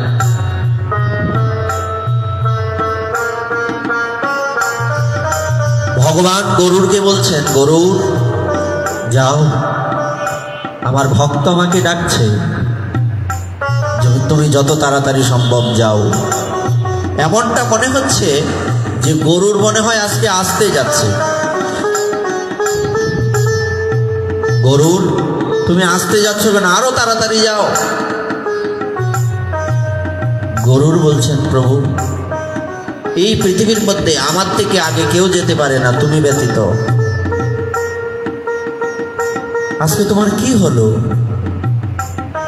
তুমি এইরকম ভাবে আমাকে বলছো আমি আসতে যাচ্ছি, আমি তো আসতে কখনোই যাই না। ভগবান বলছেন, ও তাই তো, তোমার থেকে আগে কেউ যেতে পারে না আমি ছাড়া, তো তোমাকে আমার কি অপেক্ষা? ভগবান কি করলেন? গরুরের পৃষ্ঠ থেকে লম্ফ প্রদান করে সেই সমুদ্রে, সেই সরোবরের মধ্যে পড়ে গেলেন। তার ভক্তকে রক্ষা করতে হবে। ওখান থেকে উনি ওনার ভক্তকে রক্ষা করলেন। তো একবার ভাবুন, সেই ভগবান, তাকে আমরা ভজবো না তো কাকে ভজবো? যেটা বলছিলাম, মহাজন আস্বাদন করছেন এই ঠাকুর মহাশয়ের পদ। মণি নও মানিক নও, আঁচলে বাঁধিলে রও। তুমি যদি মণি হতে, আমার আঁচলের মধ্যে বেঁধে রাখতাম। ফুল নও যে কেশে করি বেশ, যদি ফুল হতে আমার কেশের মধ্যে তোমাকে রাখতাম। নারী না করি তো বিধি, তোয়া হেন গুণনিধি, লইয়া ফিরিতাম দেশে দেশ। আমি যদি রমণী না হতাম, আমি কি করতাম? আমি তোমাকে নিয়ে সারা দেশে দেশে, সারা পৃথিবী ব্যাপী ঘুরে বেড়াতাম, কিন্তু আমার তো হচ্ছে না। অগুরু চন্দন হইতাম, তোয়া অঙ্গে মাখা রইতাম। আমি যদি অগুরু চন্দন হতাম, তোমার অঙ্গে মাখা থাকতাম। আর গরমে যখন আমার ঘাম আসবে, বা যখন আমার শরীরের মধ্যে ঘর্মবিন্দু দেখা দেবে, তখন বিন্দু বিন্দু হয়ে, এই যে তোমার শরীরের মধ্যে যখন ঘাম বিন্দু বিন্দু হয়ে ঝরে পড়বে, সেই অগুরুচন্দন তো আমি ওই ঘামের সাথে সাথে তোমার চরণে ফোঁটায় ফোঁটায় পড়তে থাকবো। আচ্ছা বলুন তো, একজন ব্যক্তি এই কথা কোনোদিন লিখতে পারে অনুভূতি না থাকলে? এই কেমন কথা? অগুরু চন্দন হয়ে তোমার অঙ্গে মাখা থাকবো, যখন তোমার ঘাম হবে ওই ঘামের সাথে সাথে বেয়ে বেয়ে তোমার চরণে নেমে যাব। কি মোর মনের স্বাদ, যে স্বাদ করেছি আমি, এটা আমার করা উচিত নয়। বামন হয়ে চাঁদে হাত, বিধি কি স্বাদ পোড়াবে আমার? নরোত্তম দাসে কয়, শুনো হে দয়াময়, তুমি আমায় না ছাড়িও দয়া। যেদিন তোমার ভাবে আমারই পরাণ যাবে, সেদিন দিও পদছায়া। যেদিন তোমার নাম করতে করতে, তোমাকে স্মরণ করতে করতে আমার এই দেহের পতন হয়ে যাবে, সেদিন যেন তোমার চরণে আমার ঠাঁই হয়, তবেই আমার জীবনের পরম প্রাপ্তি হবে, নতুবা সম্ভব নয়। কেন বলছি কথাটা? ওই যে একবার দেখে নিয়েছে চিত্তের দ্বারা, এই চোখ দিয়ে দেখা নয়, চিত্তের চোখে দেখা। এই চোখ দিয়ে তো আমরা কত কিছু দেখি, সব কি মনে থাকে? কত ভালো ভালো জিনিস দেখি, সব কিছুর দিকে কি আমার চোখটা বেঁধে যায়, লেগে যায়? এরকম হয়? হয় না। আর ভগবানকে এই চোখে দেখলে কিচ্ছুই হবে না। সুরদাসজির কথা আছে, উনি কি করলেন? উনি প্রতিদিন ভগবানকে, বাঁকে বিহারীকে দর্শন করতে যান, আর দর্শন করতে গিয়ে কত এখানে ওখানে হুচট খেয়ে পড়ে যান। অনেক লোক, অনেক ভক্ত যান, কখনো কখনো কারো কারো পায়ের তলে পড়ে যান, রক্ত বেরিয়ে যায়। এক ভক্ত একদিন বলছে, বাবা একই ব্যাপার, তুমি তো চোখে দেখো না, আমরা এখানে যারা যাই সবাই চোখে দেখি, তুমি চোখে দেখো না তো ওখানে কেন যাও? ভগবানকে তো দেখতে পাও না। সুরদাসজি বলছেন, শোনো, তোমার কি মনে হয় আমি ভগবানকে দেখতে যাই, দর্শন করতে যাই? থরি আমি ভগবানকে দর্শন করতে যাই, আমি ভগবানকে দর্শন দিতে যাই। বিষয়টা কেমন অহংকার যুক্ত হয়ে গেল না? বলছে না, এর তাৎপর্য হচ্ছে, দেখো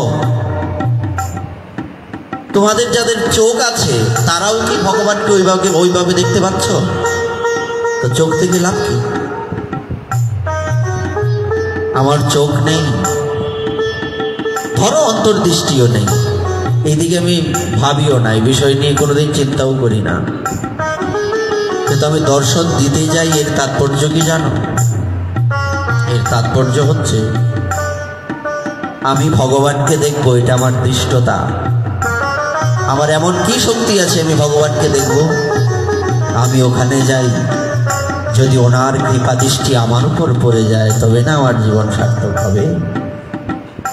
তো আমি দর্শন দিতে যাই, উনি আমার দিকে কৃপা দৃষ্টি নিক্ষেপ করবেন, আমি তাকে কি দেখব?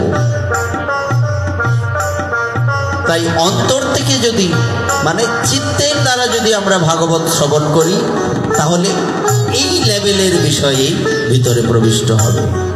আর এইগুলি আমাদের জীবনে একদম অক্ষয় হয়ে থাকবে। আমরা অক্ষয় তৃতীয়ার দিন বিভিন্ন পুজো করি, ওদিন মিথ্যা বলি না। মহাজন বলছেন, আমাদের জন্য অক্ষয় তৃতীয়া বলতে কিছু নাই। আরে কি বলে? বলছে, হ্যাঁ নাই, অক্ষয় তৃতীয়ার দিন তুমি কর্ম করবে আর তোমার সেটা অক্ষয় হয়ে থাকবে, ওই দিন মিথ্যা বলবে না, না বাকি দিন মিথ্যা বলবে। তো বলছে অক্ষয় তৃতীয়া তোমাদের একেবারেই নাই, বলছে সারা বছরই আমাদের অক্ষয় তৃতীয়া। মহাজন বলছেন সারা বছরই আমার অক্ষয় তৃতীয়া, আমাদের অক্ষয় তৃতীয়া। ভক্তদের নির্দিষ্ট কোনো দামোদর ব্রত নেই। বলছে আরে কি বলে, ব্রত নেই? বলছে না, ভক্তদের জন্য 12 মাস দামোদর ব্রত, একই সেবা চলছে। এমন নয় যাক 1 মাসের জন্য, আমাদের এলাকায় বলে নায়রা না, 1 মাসের জন্য ভগবানকে আমার বাড়িতে নিমন্ত্রণ করে নিয়ে এলাম। এত যন্ত্রণা, এত যন্ত্রণা, 4বার 5বার সেবা দেও ঠিক মতো, ঘুম নাই আমাদের। হ্যাঁ বাবা, যথেষ্ট হয়েছে, তো এবার তোর মা যশোদার কাছে চলে যা, আমরা একটু আরামে 11 মাস কাটাই। এর নাম ভক্তি নয়। একে কি ভক্তি বলা যাবে? 1 মাসের ভক্ত যদি কেউ হয় তাহলে বুঝতে হবে সে চিত্তের দ্বারা ভগবানকে ভালোবাসতে পারেনি। তবে এটা করা যাবে না বা করলে ভুল হবে এই বলছি না, কিন্তু এক জায়গায় কত পরে থাকবো, একটু তো পরিবর্তনের দরকার। কি বলেন? এই ভাবনা নিয়ে কত পরে থাকবো যে দামোদর ব্রত তো মাসে বছরে একবার করি, আবার পুরুষোত্তম ব্রত করি, কি আছে? এই ভাবনা থেকে আমাদের বেরিয়ে আসতে হবে। যদি এখান থেকে বেরিয়ে আসতে না পারি তাহলে কি হবে? কসমিক কালেও আমাদের ভগবানকে ভালোবাসা হবে না। প্রশ্নটা হয়েছিল এই জায়গা থেকে, আমাদের কেন হয় না? এটাই তো কথা ছিল। দেখুন, যদি প্রশ্ন করা হয় তুমি সবচেয়ে বেশি কাকে ভালোবাসো, কি উত্তর দেবে? সবচেয়ে বেশি ভালোবাসো কাকে? উত্তর কি আসবে? সন্তানকে? কাকে? নিজেকে। আমি আমার থেকে বেশি কাউকে ভালোবাসি না। কিন্তু দুঃখজনক হলেও সত্যি, ভালো কাকে বাসছি? আমাকে নয়, আমার এই জড় নশ্বর দেহটাকে ভালোবাসছি। বিষয়টা এমন নয় কি আমি যদি আমাকে ভালোবাসতাম তাহলে কি ভগবানকে ভালো না বেসে থাকতে পারতাম? কেন, আমার সাথে তো ভগবানের কানেক্ট। তাকে না ভালোবেসে থাকতে পারতাম কি? পারতাম না। তাকে মন দেওয়া, তাকে ভালোবাসা, এটা মুখের কথায় হবে না। এই বিষয়গুলি বেশি বেশি শ্রবণ করতে করতে, বেশি বেশি কীর্তন করতে করতে হবে। বলছে না, হচ্ছে না তো, 50 বছর ধরে ভাগবত শুনছি, এই একই কথা বারবার শুনছি, তাও হচ্ছে না। বলছে ওই যে মন দিয়ে শুনছি, চিত্তের মাধ্যমে শ্রবণ করতে পারছি না। তাকে ভালোবাসতে শনি মঙ্গলবার লাগে না। তাকে ভালোবাসতে এক মুহূর্তেই তুমি ভালোবাসতে পারো। যার কথা বলছিলাম, ধন্দুকারীর কথা একটু প্রসঙ্গে এসেছিল না? ধন্দুকারীর যিনি পিতা আত্মদেব ব্রাহ্মণ, এই আত্মদেব ব্রাহ্মণ ইনিও গোকর্ণ মহারাজকে বলেছিলেন। গোকর্ণ মহারাজ বললেন না, পিতাশ্রী আর কত, আপনি এবার এই সংসার ত্যাগ করে চলে যান, এই সংসার আপনার জন্য নয়। বলছে বাবা ঠিকই বলেছিস, আমি প্রথমেই সাধু মুখে শুনেছিলাম, ওই দিনেই যদি আমি সাধুর কথা মেনে নিয়ে সংসার ত্যাগ করতাম তাহলে আজকে আমাকে এই অবস্থায় পড়তে হতো না। আমরা এক একজন সকলে আত্মদেব ব্রাহ্মণ। বলছে কেন? বিত্তে শোনা, পুত্রে শোনা, কতগুলি শব্দ আছে। ওনার মানসিকতা কি ছিল? ওনার মানসিকতা ছিল আমার পুত্র দরকার। পুত্রের প্রাপ্তি হেতু অন্ধ হয়ে গিয়েছিলেন। ইনি গিয়ে সাধুকে বলেছেন যে বাবা আমি এমনই দুর্ভাগা, লোকে আমাকে দেখলে বলে যাত্রা হয় না, এই আজকের দিনটাই মাটি হয়ে গেল। আমার তো সন্তান হয় না, একটা গাভী পালন করি এও বাচ্চা দেয় না। আমি যদি কোনো গাছ লাগাই এই গাছটাও মরে যায়, বীজ ফলে না। যদি কোনো ফল বা সবজি কিনে নিয়ে আসি অন্য 8-10টা সাধারণ মানুষের থেকে আমারটা আগে পচে যায়। কারো যদি 3 দিন থাকে তো আমার পরের দিন আনতেই পচে যায়, রাত্রটা পার হয় না ঠিক মতো। তো তুমি কি চাও? বলছে আমার একটা সন্তান। তখন সেই সাধু হেনস্থ হয়ে একদম তার ললাট রেখাগুলি দেখছেন, তাকিয়ে দেখছেন। বলছে দেখে যেটা বুঝলাম আগামী 7 জন্ম তোমার কোনো সন্তান হবে না, তুমি পুত্র সুখ থেকে বঞ্চিত থাকবে। বলছে এত কিছু জানি না, আমাকে পুত্রই দিতে হবে। দেখো এই পুত্র প্রাপ্তির জন্য প্রকৃতির বিরুদ্ধে আচরণ করতে গিয়ে কত কত রাজাদের কত কষ্ট হয়েছিল তুমি জানো? মহারাজ অঙ্গের কি হয়েছিল, রাজর্ষি অঙ্গ, কিংবা চিত্রকেতুর কি হয়েছিল, তুমি কি সেসব জানো না? দেখুন অন্ধ কাকে বলে, শব্দটা কি বলছিলাম, পুত্রে শোনা। পুত্র প্রাপ্তির মোহ তাকে এমনভাবে ঘিরে ধরেছিল, তার কানের মধ্যে এই যে এত সুন্দর কথা, ভাগবত কথা বলছেন, ভজনের কথা শিক্ষা দিচ্ছেন, এগুলি ঢুকছে না। নিজেকে ওই জায়গায় ভাবুন তো, আমরা কি এক একজন আত্মদেব ব্রাহ্মণ না? আমাদেরও তো কোনো না কোনো বাসনা, পুত্র প্রাপ্তি হোক, অর্থ প্রাপ্তি হোক, বিত্ত প্রাপ্তি হোক, যাই প্রাপ্তি হোক, একটা না একটা লালসা হৃদয়ের মধ্যে কাজ করতেই থাকে। তার মানে এখানে যদি আমরা রূপকর্তে এই বিষয়টা বোঝাতে চাই, তাহলে আমাকে আত্মদেব ব্রাহ্মণের জায়গায় চিন্তা করতে হবে। তখন ওই সাধু বাবা অনেক বুঝালেন, লাভ তো কিছু হলো না, লাভ কিছু হলো না, বরং সাধু বাবা বিপদে পড়ে গেলেন। সাধু বাবাকে বলছেন, যদি আপনি আমাকে সন্তান না দান করেন তবে আমি আপনার এখানে মরে যাব। তো এই আমি যে মরে যাব, আত্মহত্যা করব, এই মৃত্যুর জন্য আপনি দায়ী থাকবেন।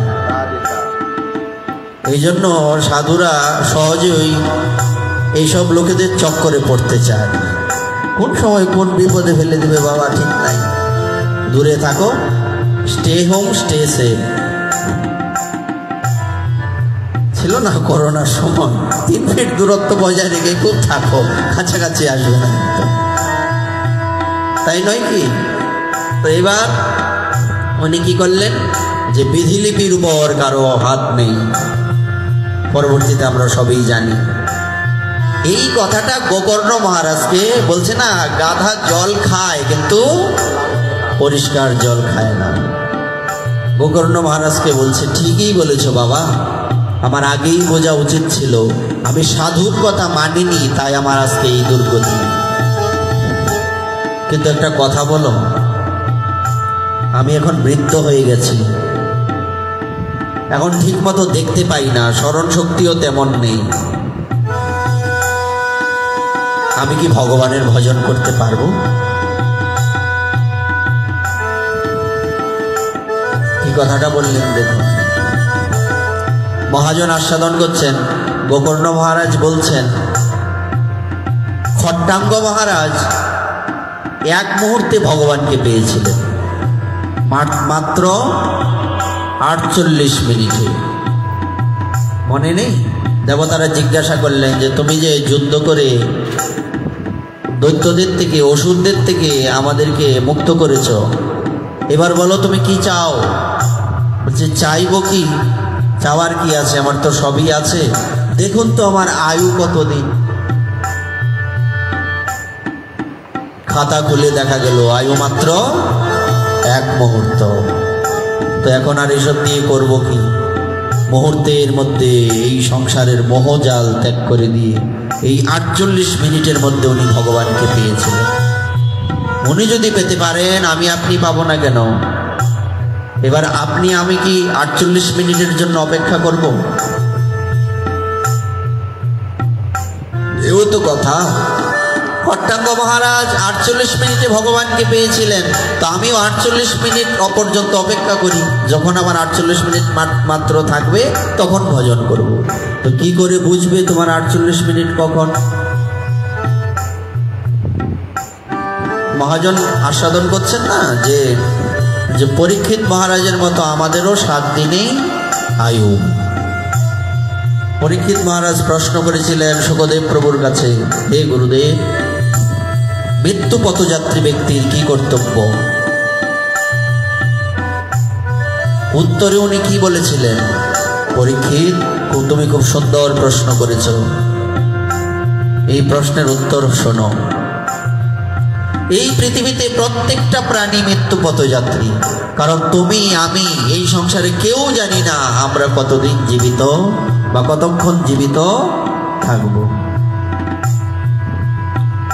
সুতরাং 48 মিনিটের অপেক্ষা নয়। এবার সেই গোকর্ণ মহারাজকে আত্মদেব ব্রাহ্মণ বলছেন আরেকটা কথা। বলছে, কি কথা? এই যে তুমি বলছো যে আমি ভজন করব, ভজন করতে যেতে বলছো, তো একটা কথা বলো, আমি যাব কোথায়? এগুলি মহাজন ব্যাখ্যা করেন তো, তাই ভেঙে ভেঙে বলা হচ্ছে। কোথায় যাব? লোকে কার ভজন করবে? ভজনের তো অনেকেই আছে। গীতাতে ভগবান বলেছেন দেবতাদের পুজো করলে দেবলোক প্রাপ্তি হয়, তারপর ভূত প্রেতের পূজা করলে আর কি বিভিন্ন কামনা বাসনা নিয়ে কর্ম করলে আবার এই পৃথিবীতে বিভিন্ন জনিতে আমাদের ভ্রমণ করতে হয়। তাহলে কার ভজনা করব? আমরা তো জানি আমরা রাধা গোবিন্দের আরাধনা করি, কিন্তু ওই জায়গাটা কতটুকু উপরে এটাও তো জানার অপেক্ষা আছে। বলছে যত যত ভগবান রয়েছেন সমস্ত ভগবানের মধ্যে গোবিন্দের আরাধনা শ্রেষ্ঠ।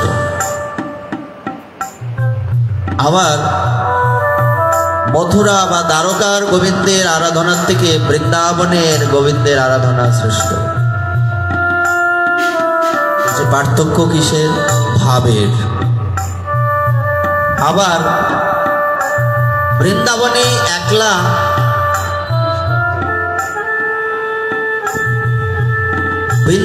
একলা গোবিন্দের আরাধনার থেকে রাধা গোবিন্দের যুগল আরাধনা শ্রেষ্ঠ। এই পর্যন্ত শেষ না? আপনাদের কি মনে হয়? বলছে না, আরো আছে। সেটা কি? বলছে বৃন্দাবনে রাধা গোবিন্দের যুগল আরাধনার থেকে রাধারানীর দাসী হয়ে মঞ্জুরি স্বরূপে ভজন করা শ্রেষ্ঠ। এরপরে আর শ্রেষ্ঠত্বের কথা মাথায় আসার কথা নয়। তাহলে কার ভজনা করব? কাকে ডাকবো? কাকে ভজবো? তুমি রাধারানীর চরণে শরণাগত হও।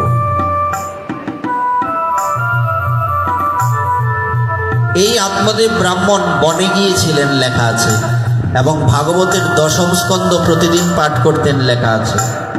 এই বনকে কি বৃন্দাবন বলা চলে না? আবার এও তো বলা যায় ঘরটাকেও তো বৃন্দাবন করা যেতে পারে। আমি বিভিন্ন যে কোনো জায়গায় বসে আছি, এখানে বসে আছি, আমি এখানে বসে কি চিন্তা করতে পারি না আমি বৃন্দাবনে বসে আছি? চিন্তা করতেই পারি। সেই আত্মদেব ব্রাহ্মণ ইনি এবার নিজের পুত্রের থেকে শিক্ষা লাভ করছেন কিভাবে ভজন করতে হবে। এরকম দৃষ্টান্ত কি আর নাই? বলছে খুব আছে।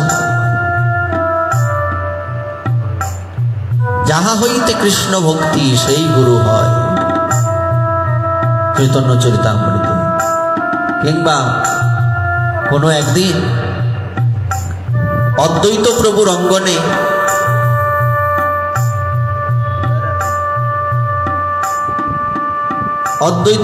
অঙ্গনে এক সন্ন্যাসী এসেছেন। সেই সন্ন্যাসী ইনি প্রসঙ্গক্রমে অদ্বৈত প্রভুকে জিজ্ঞাসা করছেন যে ঈশ্বরপুরী মহাপ্রভুর কি হন? তখন অদ্বৈত প্রভু ভাবছেন দুটো অর্থ হয়, দুটো সম্বন্ধ। তো জাগতিক সম্বন্ধটাই বলি, বাহ্যিক সম্বন্ধটাই বলি। তো উনি বললেন ঈশ্বরপুরী মহাপ্রভুর গুরুদেব হন। সেখানেই ছোট্ট অচ্যুতানন্দ ইনি বলে উঠলেন, বালক পিতা আপনি কি বলছেন? আপনি আমার পিতা, আপনি না বৈষ্ণব অগ্রগণ্য, আপনি জগৎকে শিক্ষা দেবেন, আপনি কি শিক্ষা দিচ্ছেন? ভুল শিক্ষা দিচ্ছেন।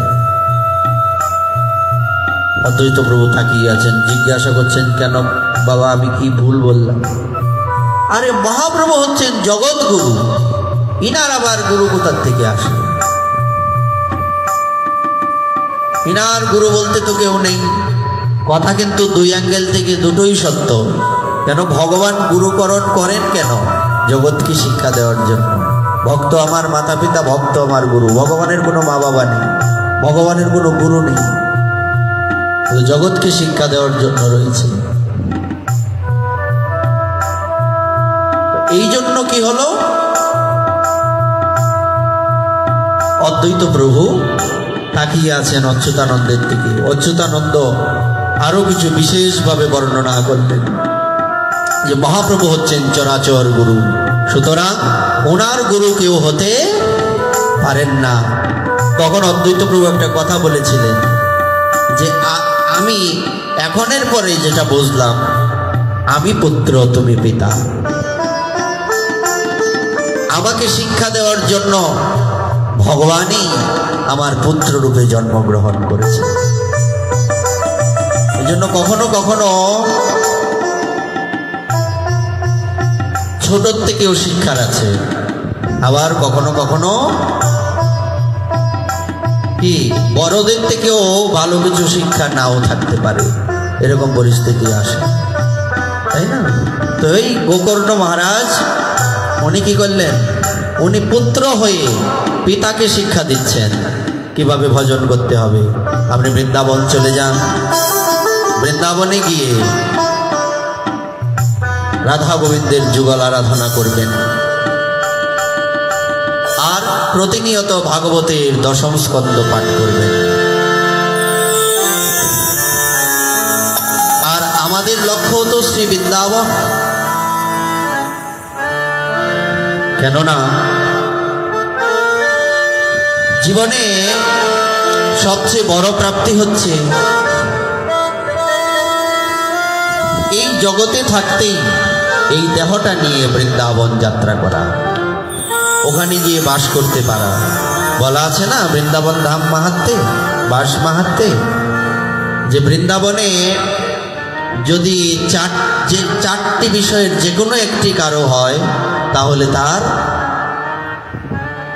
ভক্তি লাভ হয়, মুক্তি লাভ হয়। কি? যদি বৃন্দাবনে কারো জন্ম হয়, যদি বৃন্দাবনে কারো দীক্ষা হয়, বৃন্দাবনে যদি কারো মৃত্যু হয়, কিংবা বৃন্দাবনে যদি কারো দাহ হয়, চারটির যে কোনো একটি হলেও রাধারানীর কৃপা পাওয়া যাবে। বৃন্দাবন বাস মাহাত্মে এই কথা বলা আছে। তো বৃন্দাবন বাস মাহাত্মে আরো কিছু বিস্তারে বর্ণনা রয়েছে। এখানে দেখুন বলছে, যদিও কাশীর মতো অনেক পুরী রয়েছে, তারপরেও সমস্ত ধাম, সমস্ত তীর্থের মধ্যে বৃন্দাবন তথা মথুরা মণ্ডলী সর্বশ্রেষ্ঠা, এর থেকে শ্রেষ্ঠ আর হয় না। এই জন্য ভক্ত কি প্রার্থনা করছেন? ভক্ত প্রার্থনা করছেন, আমি বৃন্দাবনে কীট হয়ে জন্মাবো, কিন্তু অন্য কোথাও রাজা হয়েও জন্মাতে চাই না। বৃন্দাবন মে শ্রীচরণ মে হামকো রেহনা।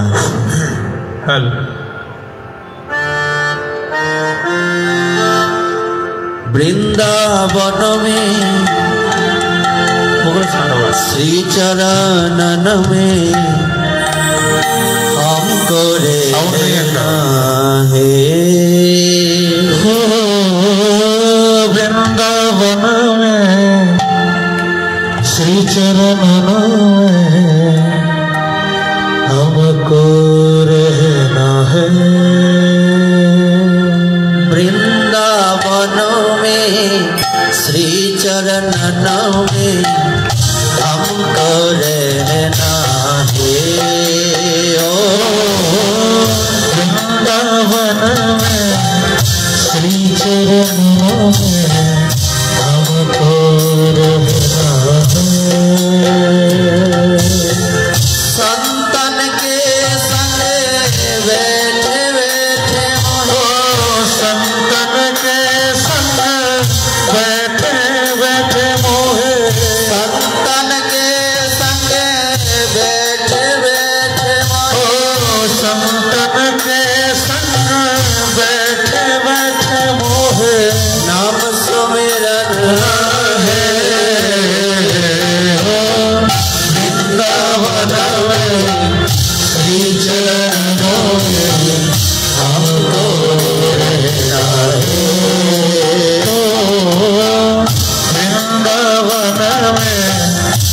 चरणों में हमको रहना है।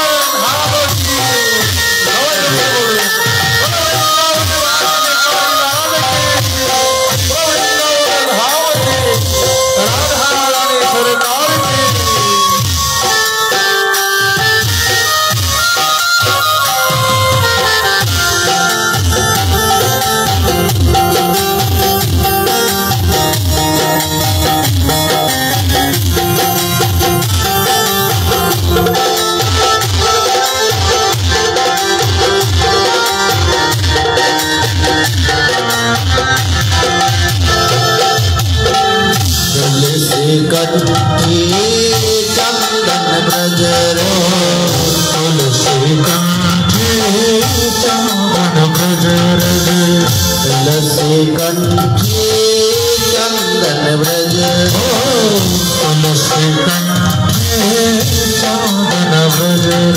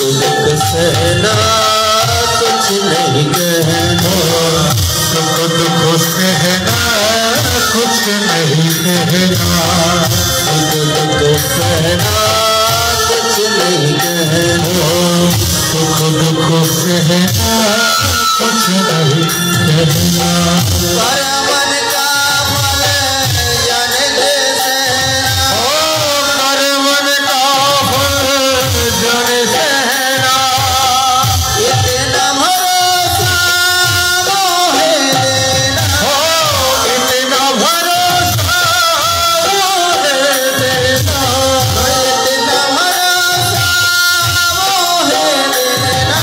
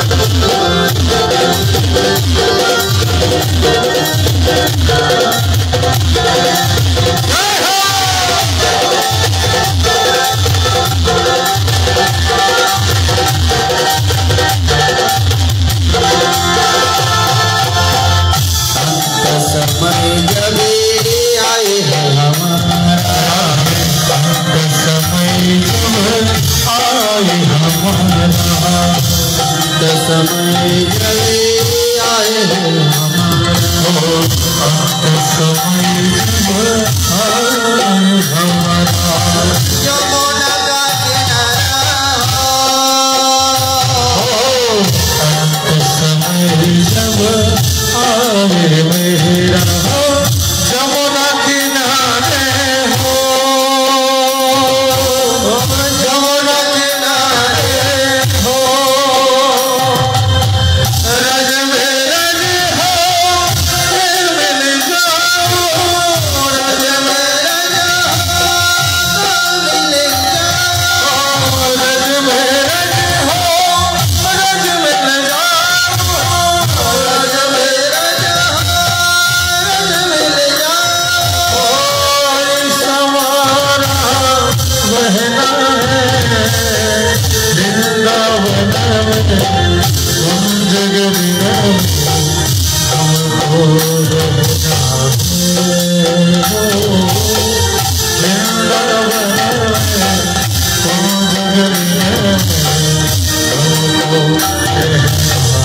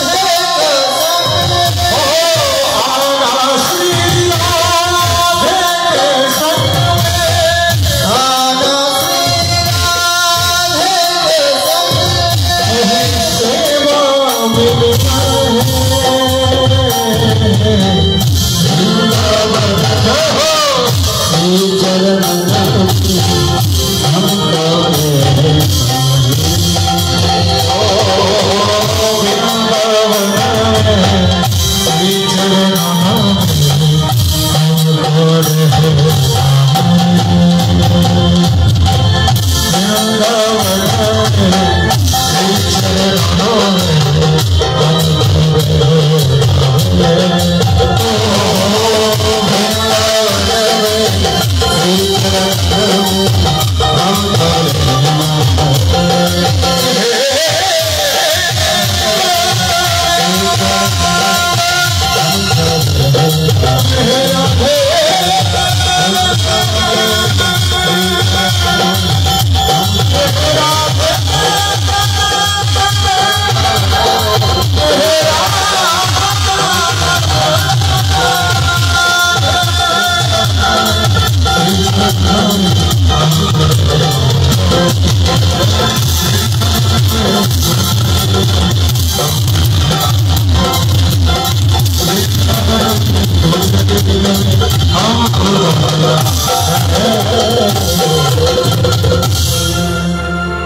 বৃন্দাবন বিহারী লাল কি।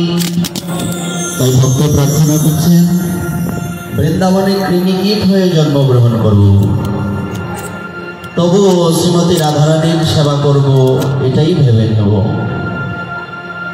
কিন্তু অন্যত্র চিদানন্দ দেহ চাই না, অন্য কোথাও গিয়ে রাজা হতে চাই না, ঐশ্বর্য সম্পত্তি কোনো কিছুই কামনা করি না। আমরা ছোট্ট একটা দৃষ্টান্ত দিয়ে বিশ্রাম দেব। কিরকম সমস্ত যারা রয়েছেন ব্রহ্মাদি দেবতাবৃন্দ প্রত্যেকে দুহাত জোর করে দাঁড়িয়ে থাকেন রাধারানীর কৃপা প্রাপ্তির জন্য। প্রত্যেকেই দাঁড়িয়ে থাকেন, কেন উনি তো সর্বেশ্বরী, উনি তো সমস্ত কিছুর মূল। দৃষ্টান্ত স্বরূপ বৃন্দাবনে যেদিন রাধাকুণ্ড আর শ্যামকুণ্ডের উৎপত্তি হয়েছিল, সেদিন আমরা সকলেই জানি গোপীগণ বলছেন গোবিন্দকে, তুমি গোহত্যার পাপী, সুতরাং তুমি আমাদেরকে স্পর্শ করবে না, তোমার সাথে আমাদের কোনো সম্বন্ধ নেই। এটা কি মনের কথা না বাইরের কথা? বাইরের কথা। কিন্তু এমনটা ওনারা বললেন কেন? সরলা ওনারা কেন? শাস্ত্রে লেখা আছে গোহত্যার পাপী তাকে স্পর্শ করলে ওই পাপ যে স্পর্শ করবে তার মধ্যে চলে আসবে। একে তো ওনারা সরলা পূর্ণমাসী দেবীর কাছে পুরাণ কথা শুনেছেন, এবার গোবিন্দ জিজ্ঞাসা করছেন, মনে কিন্তু দুজনেরই ভয়, দুই পক্ষেরই ভয় হয়ে গেছে, গোবিন্দেরও ভয় গোপীগণেরও ভয়। কেন না? আলাদা হতে হবে, বিরহ আসবে। তখন গোবিন্দ বলছেন অন্য কোনো ব্যবস্থা কি করা যায় না?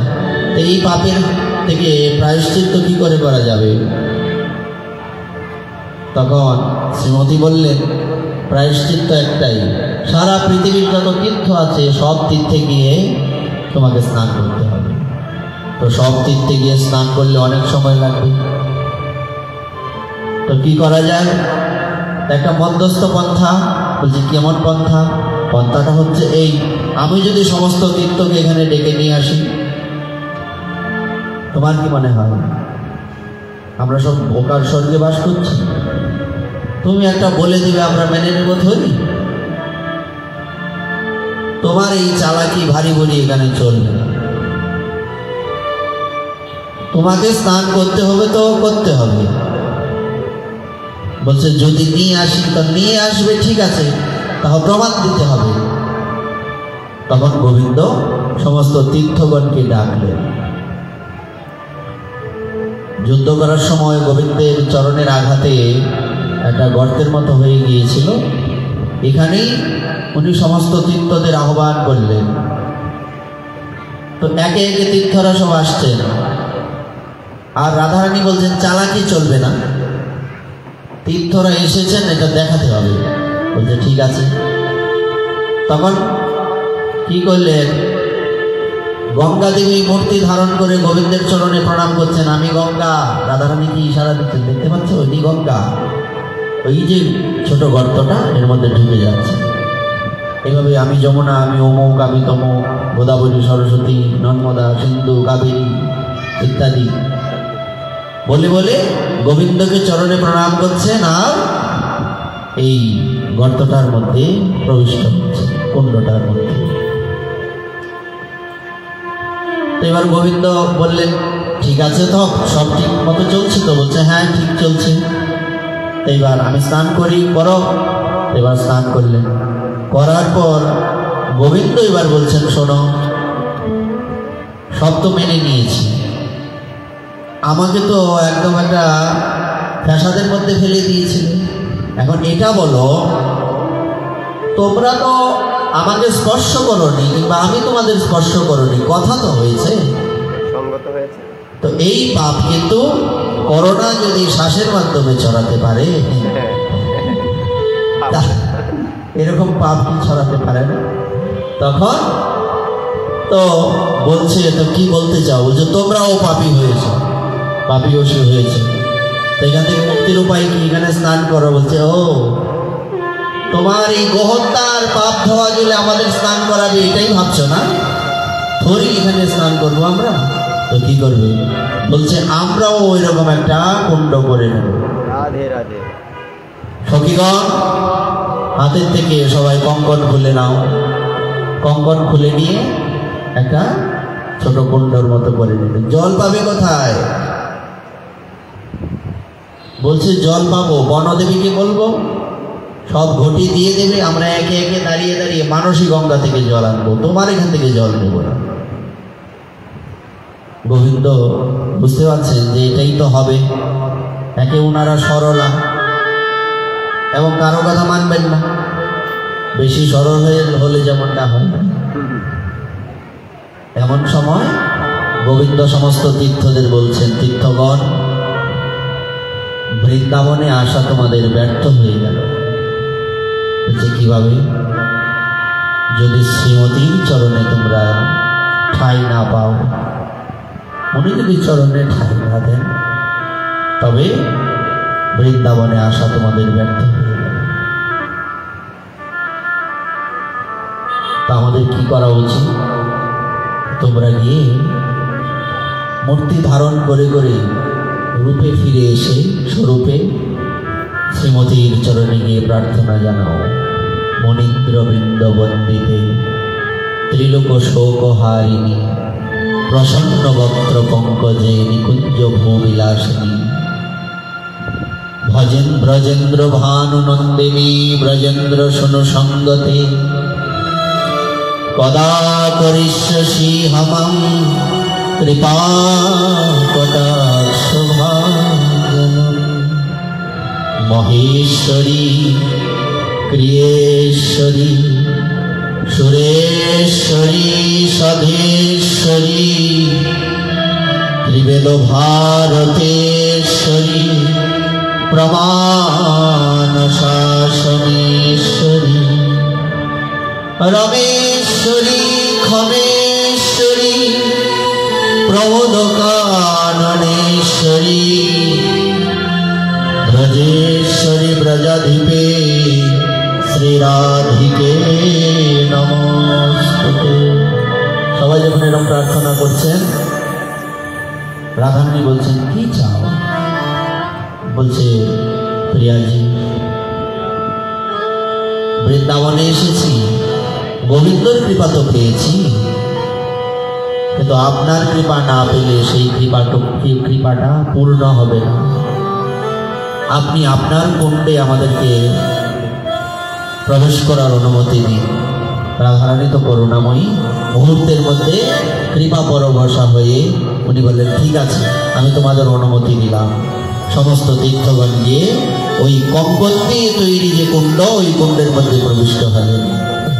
আর সেখানে ওনারা স্নান করে ওই অরিষ্টাসুর তথা সেই ষাঁড় রূপে এসেছিল না, সেই গোহত্যার পাপ থেকে এনারা মুক্ত হলেন। এই শিক্ষা আমাদেরকে দিলেন।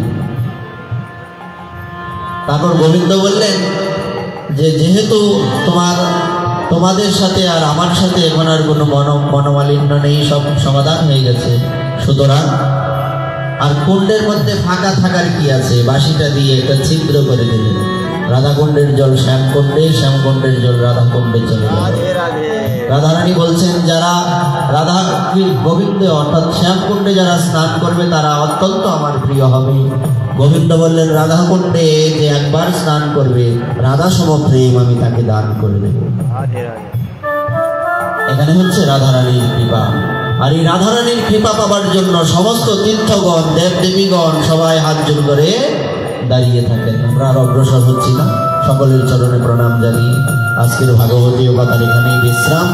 আগামীকাল আমরা ভগবান জগন্নাথ দেবের বিশেষ লীলাসমূহ ধাপে ধাপে বর্ণনা করার চেষ্টা করব। এখন একটু কীর্তন হবে, কেউ যাবেন না, তারপরে প্রসাদ এরপর বিশ্রাম। নিতাই গৌর সীতানাথ প্রেমা